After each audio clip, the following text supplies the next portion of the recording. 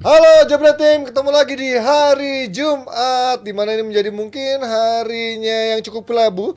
Bukan karena menjelang weekend kita disambut macet-macetan dan juga keramaian setelah pulang kerja dan aktivitas, tapi juga kemarin kita disaksikan pertandingan dua timnas kita di dua umur yang berbeda, sama-sama mengalami kekalahan. Bedanya yang satu masih punya banyak kesempatan, yang satu menunggu hitungan cemas dari grup lain masih bisa lolos apa enggak. Ini kita akan ngebahasnya sama Rijal, sama Mas Hari, dan juga ada Aldi. Ini kan masih mencari best three dari empat tim ya, best three-nya kan? Empat tim dari best three. Kita melihat hey best three. Masih ada kesempatan di mana di grupnya Meksiko dan juga grupnya Korea Selatan, di mana Korea masih 0, Meksiko juga baru dapat 1 poin. Artinya kita masih punya chance kalau dua-duanya nggak ada yang bisa meraih kemenangan di partai pamungkas di grup mereka masing-masing. Hitungannya gimana Mas? Ini agak tricky ya. Berarti udah pasti lolos dua ya best three-nya? 3 udah pasti. Oh, tiga udah pasti. Oh, tinggal satu lagi berarti 3 udah slotnya ya. pasti. Antara Meksiko sama Korea Selatan itu ya. Ya, tinggal satu lagi. Atau dan Burkina Faso. kalau biasanya kan kalau kita nunggu hasil lawan tuh berharap lawannya kalah. Ya. Tapi ini kita nggak bisa. Lawannya harus seri. Itu kan susah banget tuh. Iya. Probabilitasnya kecil banget. Harus seri. Meksiko lawan Burkina Faso imbang. Klasemen dong. Mana hitung-hitungan ini Abrar? Meksiko lawan Burkina Faso harus Korsel lawan Burkina Faso harus imbang. Lalu Meksiko lawan Selandia Baru pun harus imbang. Imbangnya pun harus 0-0. Nah, ini ya. Meksiko angkanya 1. Meksiko pun kalau imbang harus 0-0 ya, karena dia juga minus 2 juga ya. Sama-sama minus 2, sama-sama 3 gol mencetak, 5 gol kebobolan. Jadi nanti perhitungannya kalau mereka 0-0, nanti kartu merahnya siapa yang dapat. Bukan dari abjad tuh, I lebih dulu dari M ya, enggak ya, bukan ya. Kartu kuningnya siapa yang dapat, lalu kalau sama lagi cornernya lebih banyak siapa, masih banyak atribut yang bakal dihitung ya. Untuk siapa yang pantas lolos gitu. Cuman kalau kita ngelihat Meksiko lawan Selandia Baru kayaknya imbang pun kayaknya dengan gol nih nanti nih. Jadi ya udahlah, emang kecil banget sih peluang kita. Berharap tim, biasanya kan kita berharap tim kalah, tapi ini berharap tim imbang, pakai syarat lagi imbangnya gitu kan. Jadi agak sulit sih untuk lolos. Ya, tapi kita tetap harus realistis, karena memang dengan permainan kemarin sebenarnya lolos pun juga agak ngeri ya, malah takutnya ketemu tim-tim yang lebih levelnya udah lebih mapan lagi. Ketika masuk di stage berikutnya kita akan justru kaget ngeliat kualitasnya gapnya akan sejauh ini. Tapi kalau kita ngeliat kemarin, review sedikit dari lawan Maroko dulu, lo kemarin ngeliat apa yang kurang dari kita. Mungkin gue sebagai penonton netral melihat ketika 2-1 melihat kayaknya ada peluang nih. Bisa nih. Iya, Ternyata Iya, gimana? gue rasa kemarin ya semuanya ngalamin hal yang sama ya. Kayak berharap ini bisa kembaliin keadaan, bahkan ada momen handball, tapi ternyata ya mungkin itu emang bukan handball. Ya jelas ini kekalahan yang sangat-sangat menyakitkan bagi kita semua. Tapi kalau kita lihat kemarin pertandingan Maroko, emang kualitas Maroko harus diakuin masih di atas kita. Levelnya cukup jauh lah. Kalau gue bilang di grup kita ini Maroko adalah salah satu tim yang paling kuat dibandingkan Ekuador dan juga dibandingkan Panama. Tapi dia kalah kan Maroko sama Ekuador kan?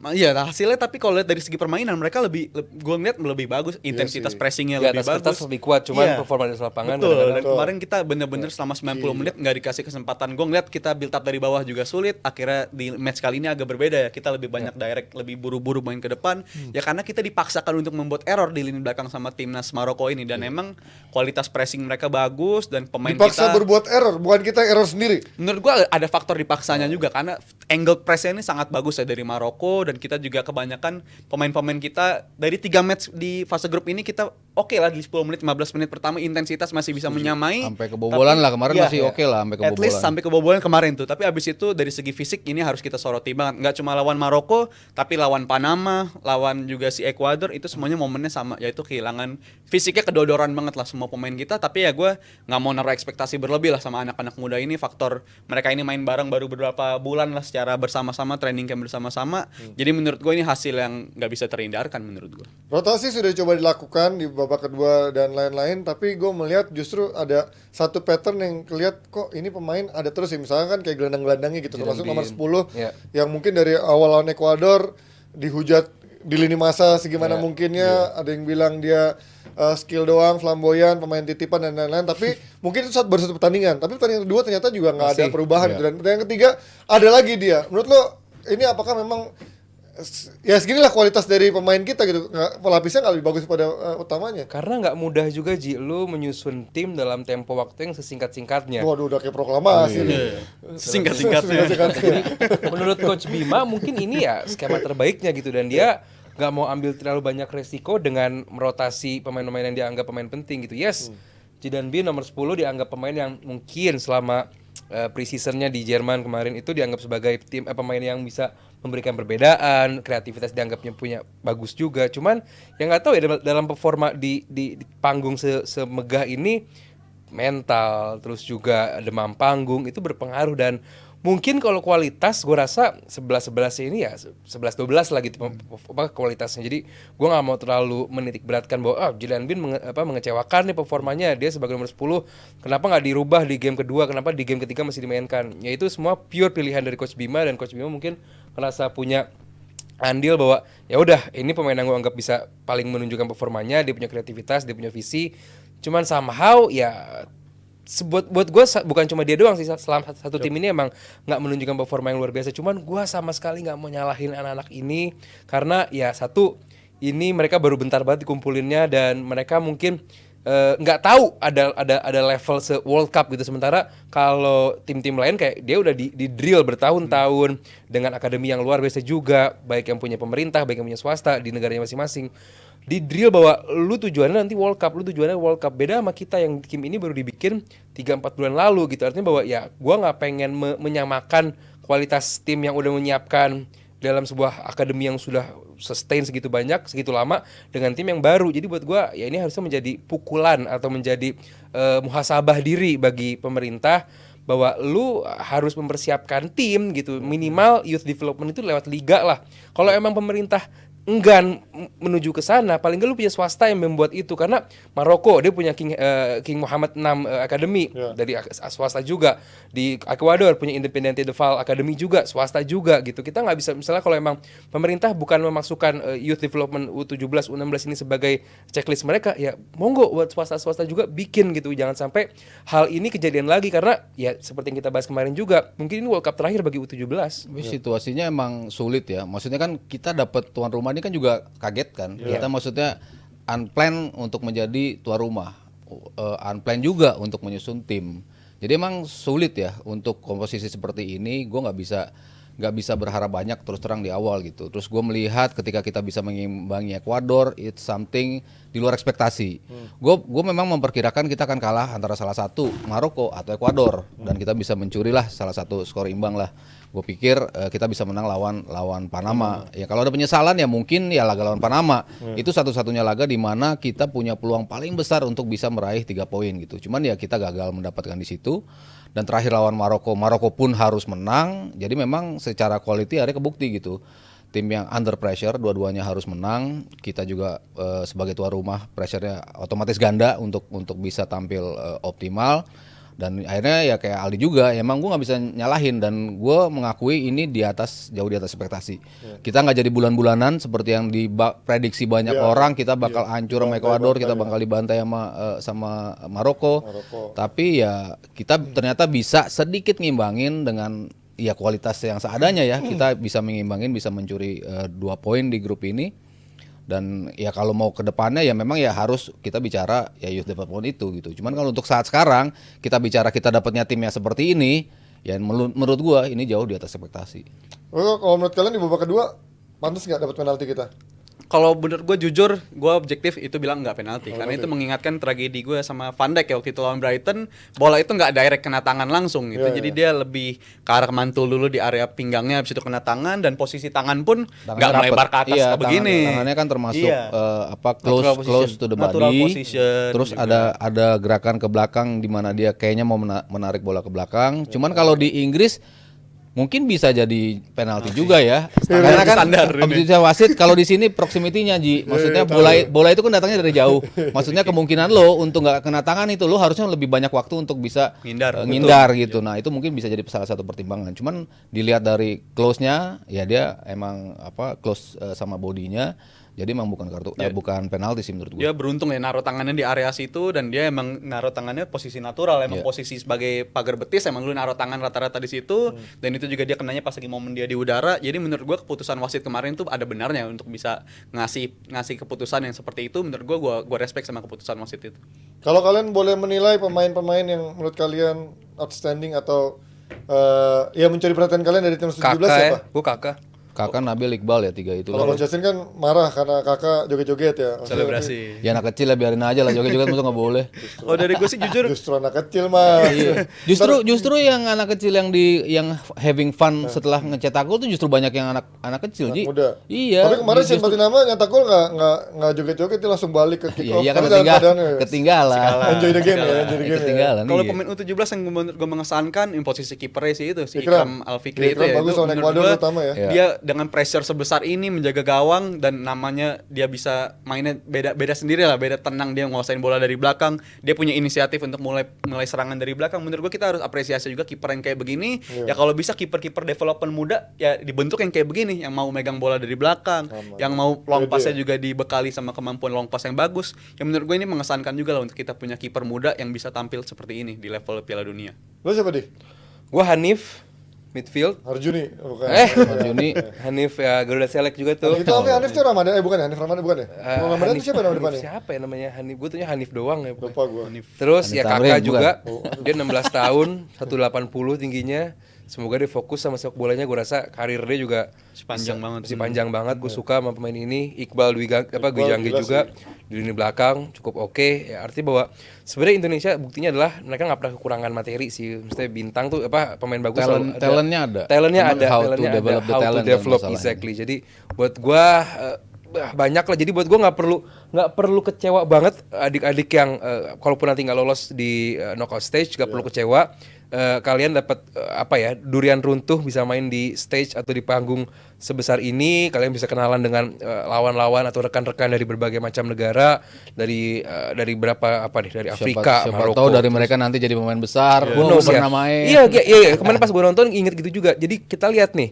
Ini gua waktu kejadiannya Evan Dimas sama Huang Hichan. Nah, sekarang kan kejadian lagi nih nanti beberapa 4, 5, 6 tahun ke depan yang kakak lawan hari ini, yang kiper Indonesia lawan hari ini bakal main di Premier League suatu saat nih, Maroko atau di Bundesliga atau top 5 league di Eropa juga. Yang kayak Gervinho kemarin bisa tuh Yes, kayaknya. makanya. Iya kan Gervinho juga. Nah, dari Maroko juga. Harmoni. Iya, Harmoni, yes. Jadi, artinya bahwa ya bakal ada. Nah, kalau Indonesia belum menelurkan pemain yang bisa bermain di luar gitu, berarti kan kesalahannya jelas di mana?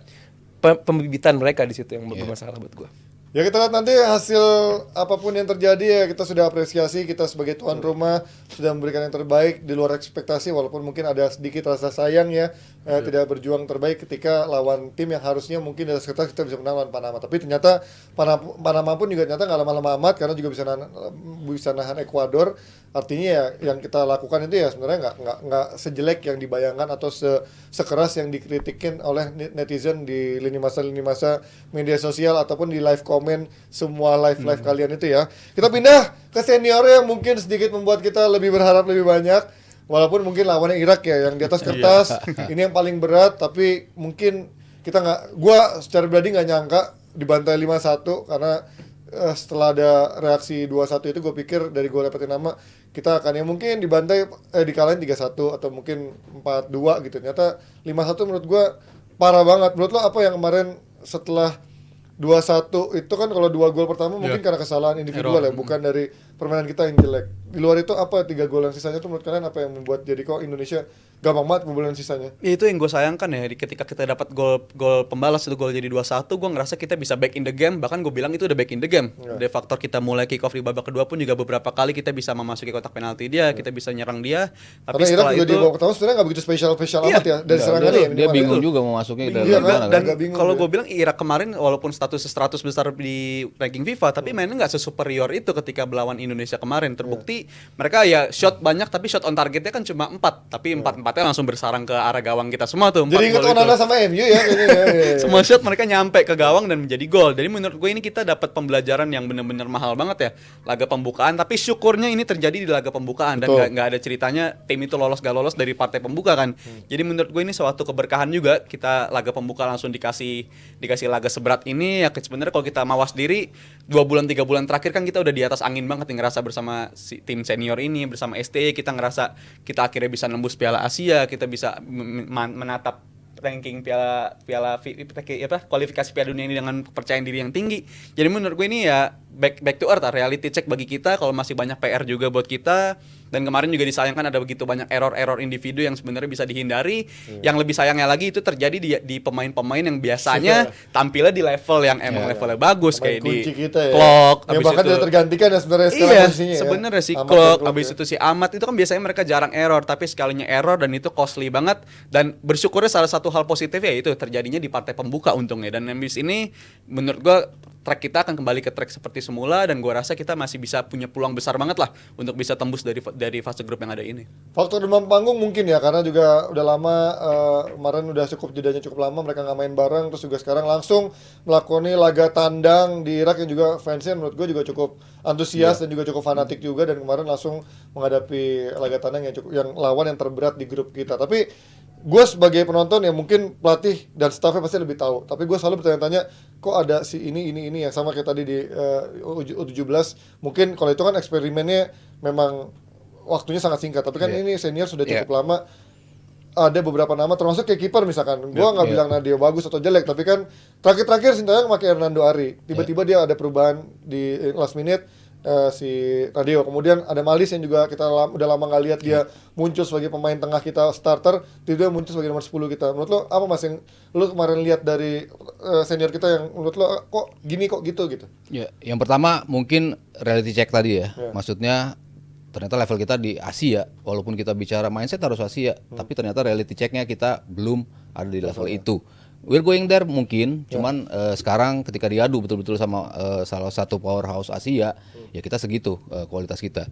Cuman dari sisi permainan, ya gue harus akui bahwa kita kemarin agak apes dalam artian tadi banyak blunder yang dilakukan pemain-pemain yang biasanya jarang melakukan blunder. Oke, Jordi Amat pernah sekali waktu lawan Thailand ya atau Vietnam. Ada bola melambung, dia miss timing dan itu menjadi gol. Itu satu mungkin blunder dia. Cuman kan yang kelebihan dia yang utama selain jadi benteng di belakang adalah forward pass-nya yang bagus banget kan. Nah itu sama sekali nggak keluar. Itu kemarin sama sekali nggak bisa dilakukan. Kita nggak mikir kan bahwa si Jordi Amat akan melakukan blunder. Lalu Clock dan Asnawi 2 kali dalam position yang harusnya bisa membuang bola atau paling nggak mengamankan bola itu 2 kali loh. Ini pemain yang kita betul-betul andalkan untuk gol pertama dan juga gol ketiga. Gol ketiga pun terjadi seperti itu. Si Arkan Fikri udah bagus, second ball-nya udah win, begitu harus diambil, Clock yang maju atau Asnawi yang maju, bingung dua-duanya, akhirnya diambil. Yang ketiga, Nadeo 4 tembakan 4 gol. It's something yang harusnya nggak boleh terjadi. Maksudnya sekeras-kerasnya tembakan, sebagus-bagusnya tembakan, ya paling nggak lo ada saves lah ya. Nah itu ya mungkin juga karena 2 pertandingan terakhir kita lawan Brunei 2 kali yang dipakai Hernando, belakangan juga yang pakai Hernando. Tapi Nadeo gue expect dia lebih dari itu harusnya. Kalau dari sisi penampilan, berapa kali penalti yang bisa dia save juga luar biasa dari Nadeo pun layak juga sebetulnya jadi starter. Cuman kok timingnya pas ditembak, positioningnya ya kemarin gol ketiga tuh yang kena jarak jauh ya. Kok selalu jadi gol tembakannya, itu yang salah satu yang gue lihat sangat disayangkan. Dan kalau dari komposisi starter, kenapa? Ya Adam Alis, gue ngelihatnya memang dari 3-5-2 aja. Oh ini kita mau defense dulu nih. 3 center back terbaik kita, Bagot, Jordi Amat sama Rido. Tiga-tiganya sebetulnya defense-nya lumayan lah di awal ya. Di tengah pun dia ingin pemain-pemain yang jago berantem. Kambuaya dimasukin, Adam Alis dimasukin. Sangat dimaklumi gitu. Cuman perjudian di babak kedua, di awal babak kedua ketika kita sudah 2-1, mungkin kita mau ngambil inisiatif untuk maju. Tapi ternyata tengahnya jadi unbalance. Dan itu ketika banyak serangan dari Irak, itu yang menjadi makanan buat kita jadi. Dan juga kemarin di lini masa striker kita kan kita selalu menanti-nanti bagaimana seorang Sananta tapi Sananta dan Hoki ya, dua orang itu iya, ya. ya, tapi Sananta belakangan juga kan selalu masuknya dari bangku cadangan, dari bangku cadangan, bahkan kemarin juga kita menunggu cukup lama akhirnya.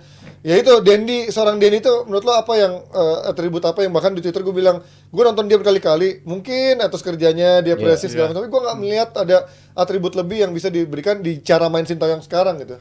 Gue nggak mau menitik beratkan di khusus game kemarin doang ya, karena Dendi pun biasanya juga lumayan gitu, work ethicnya juga lumayan bagus. Work rate-nya Work bagus. ethicnya iya, cuma Iya, dari di atribut untuk game strikernya sih. di game kemarin gue rasa backnya Irak cukup bisa mematikan pemain kita juga. Ditambah tadi dijelasin juga khususnya babak kedua jarak antara lini belakang, tengah sama depan ini berasa banget gitu. Mungkin itu yang menjadi peran atau menjadi ruang yang bisa dimanfaatkan oleh Irak, khususnya di babak kedua midfieldnya Irak numpuk banget tuh. Jadi banyak banget serangan dari diawali dari lini tengahnya Irak. Ya mungkin disitulah kekalahannya Indonesia di mana kemarin. Walaupun di babak pertama khususnya di sisi kiri Indonesia gue cukup pede gitu, di sisi kirinya juga lumayan bagus. Cuman tadi berantemnya, daya fightnya mungkin karena Irak juga badannya gede-gede juga, terus mereka lebih kolektif. Walaupun Irak pun ini nggak full tim kan, banyak pemain yang nggak main juga, pemain inti mereka. Terus ya buat gua ini mungkin menjadi peluang atau menjadi chance buat si Coach Sintayong untuk oke, ini lawan terberat kita nyoba beberapa hal karena mungkin kayak yang kita udah bahas kemarin juga, kita yang penting jangan kalah di Filipina sama Vietnam. Di game menghadapi menghadapi Irak ini kita mungkin keluar dari zona nyaman kita mungkin bisa bereksperimen. Mungkin di kandang nanti bisa ngincer seri ya lawan Irak. Who knows, Menang dong, harus menang dong. Iya. Ya kalau gue mah nggak muluk-muluk mas seri aja menunjukkan kita fight back gitu di Iya, makanya kandang. di game menghadapi Irak ini mungkin si Coach Sintayong ini berusaha zona nyaman kita mungkin bakal keluar nanti pas menghadapi Vietnam atau Vietnam Filipina, di mana itulah gaya bermain kita. Mungkin kemarin banyak yang termasuk Panji juga ngerasa bahwa ini kenapa nih beda nih gitu kan. Mungkin juga nanti menghadapi Vietnam sama Filipina kipernya bisa Hernando Ari lagi karena mungkin sengaja ibu ya Sananta disimpan karena biar Vietnam dan si Filipina nggak ngeliat-ngeliat dari sekarang. iya kan, dan gue mungkin sedikit ngerti kenapa Sintayong ini memainkan Nadeo, karena yang gue takutkan adalah bola atas kan. Nah, ya, mungkin duel atas reach atau duel bola atasnya Nadeo mungkin sedikit lebih bagus dibandingkan Hernando Ari. Sesimpel itu. Cuman dari segi save ya di satu game terakhir dan satu game terakhirnya Hernando dan juga Nadeo kebukti kalau untuk save dan juga clearance-nya ternyata lebih bagus Hernando nih. Ya. Oke, kita akan lihat nanti partai berikutnya lawan Filipina tanggal 21 November. Semoga inilah kalau di atas kertas ya, ini lawan yang menurut gua paling empuk. Jadi harusnya meraih hasil terbaik, jangan kayak kemarin di U17 justru ketika di atas kertas lawannya Panama, justru itulah yang mengecewakan kita. Ada penyesalan yang datang di akhir karena kita punya peluang untuk bisa memenangkan ini bahkan dengan hasil yang cukup meyakinkan. Kita doakan yang terbaik untuk timnas dan evaluasi pastinya untuk kedepannya. Kita pindah dari nggak akan bisa gue lupain karena waktu SD gue nontonnya Taufik Hidayat jadi juara dunia bulu tangkis, bayangin. Terus kemarin gue mimpi udah gede suatu hari dikalahkan sama Raffi Ahmad main tenis, gue mimpi gitu. Bolehlah jago di bulu tangkis karena setahu gue yang namanya juara legenda itu ya cuma di satu cabang dong, jarang-jarang juga juara di berbagai macam cabang. Boleh dia punya lapangan bulu tangkis tapi dia nggak punya lapangan tenis.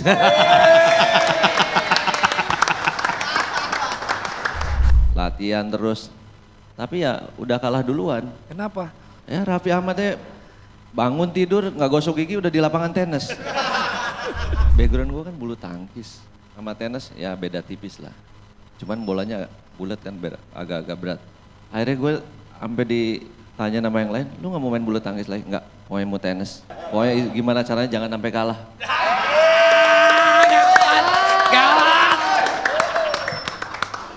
Mesti nyari lapangan ke sana sini, nyobain pakai pelatih.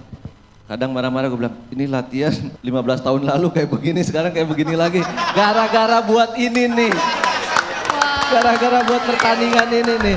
Dan mudah-mudahan acara ini juga benar kata Pak Michael, Pak Wandi, ya yang namanya olahraga menang kalah pasti akan ada. Tapi yang dicarikan bukan itu, tetapi mudah-mudahan acara ini menjadi vehicle, menjadi tempat di mana bisa memajukan olahraga dengan misi-misi baik, tentunya juga ada sumbangsinya juga untuk negara dan apalagi untuk teman-teman atlet-atlet kita yang nanti akan kita sumbangkan, mudah-mudahan bermanfaat buat teman-teman atlet-atlet yang biar bisa lebih sejahtera lagi semua.